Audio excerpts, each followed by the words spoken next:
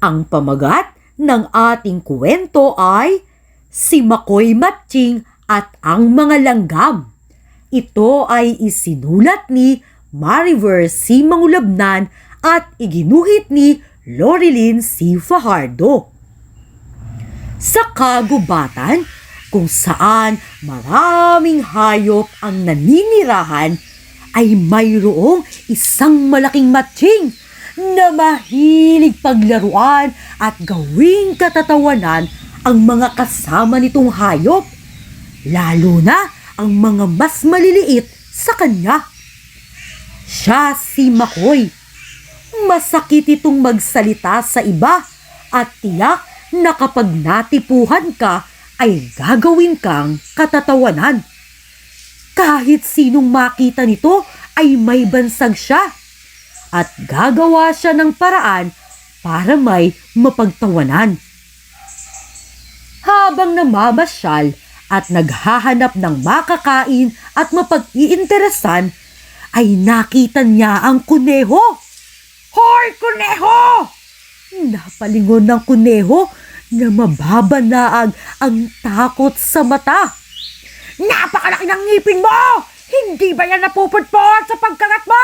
Ha ha ha ha ha! Hindi na lamang ito pinansin ng kuneho. Patuloy sa paglakad si Makoy. Nang makita naman ito si Pagong.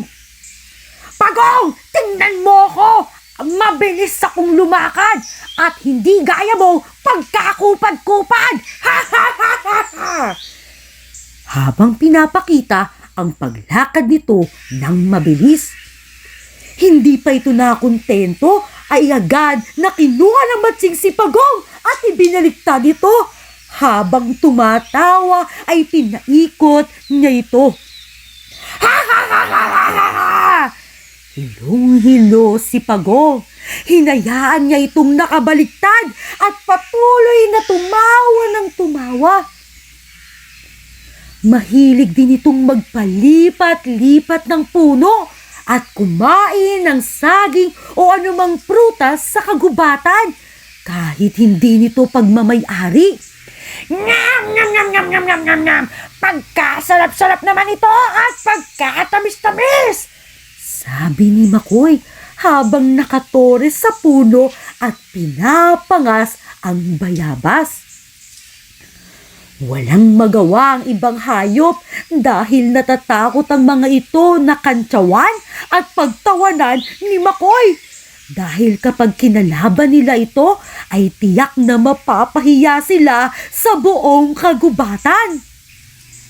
Isang araw, habang kumakain ito ng saging sa itaas ng puno, ay inihahagis lamang nito ang pinagbalatan sa ibaba. Isinasakto pa niya na may matataklubang maliliit na hayop sa lupa at saka nito pagtatawanan. Gaya na lamang ng magkakaibigang langgam na masayang nagkukwentuhan at nagpaplano para sa kanilang pag-iimpok. Pilit inaalis ng langgam ang balat ng saging na nakataklob sa kanila. Subalit nahihirapan ang mga ito. Ha ha ha ha ha! Mga langgam, hindi ba't magaling kayong magbuhat? Buhatin nga ninyo ang balat ng saging na nakataklob sa inyo! Ha ha ha ha ha! Malakas na pangungutya ni Makoy. Nagkatinginan ng mga langgam at tinawag ang iba pa nitong mga kasama upang sila ay tulungan. Sobra na ang matsing na si Makoy at hindi tama ang kanyang ginagawa sa mga kasama nating hayop sa kagubatan. Sabi ng isang langgam. Tama ka, lalo na sa ating maliliit. Dapat na maturuan niya ng leksyon. Sagot naman ng isa. Ngunit, anong ating gagawin? Matalas ang mata ng matsing. Nagtipon-tipon ng mga langgam. Napansin ni Makoy na hindi gumagalaw ang balat ng saging na nakataklob sa mga ito, kaya napaisip ito.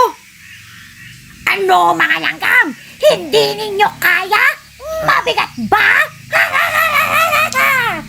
Pangungutya nito at patuloy na naghagis ng balat ng saging.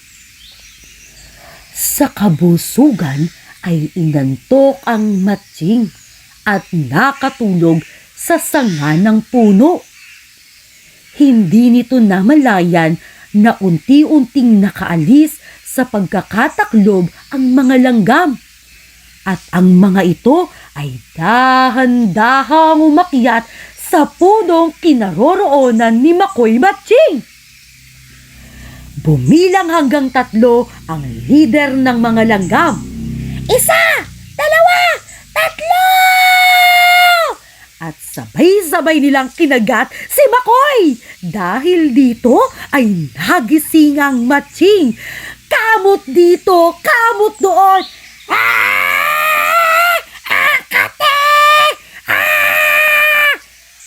Hanggang sa nawala nito ng balanse at nahulog mula sa puno. Nagtatakbo ito at nadulas sa balat ng saging. Napahiga at nawalan nito ng malay. Nag-alisan ng mga langgam sa kanyang katawan. Nakita ito ng ilang hayop sa kagubatan. Pinalibutan siya ng mga hayop. Noong siya ay magising, nagulat siyang inaabot ng kuneho ang kanyang mga kamay para itayo. Nakonsensya ang Matching at kanyang sinabi, Patawad mga kaibigan sa aking inaasta. Hindi na mauulit. Sa totoo ay nalulungkot kasi ako dahil ako ay mag-isa at walang nakikipagkaibigan sa akin. Ngayon ay nauunawaan ko na. Maaari ko ba kayong maging kaibigan? Masaya siyang niyakap ng mga hayop at tinanggap na maging kaibigan. At dito na nagtatapos ang ating kwento. Ang aral ng kwento ay maging mabuti tayo sa ating kapwa. Maging palakaibigan sa lahat ng pagkakataon. Dahil ang kabutihang ipinagkakaloob natin sa ating kapwa ay babalik din sa atin.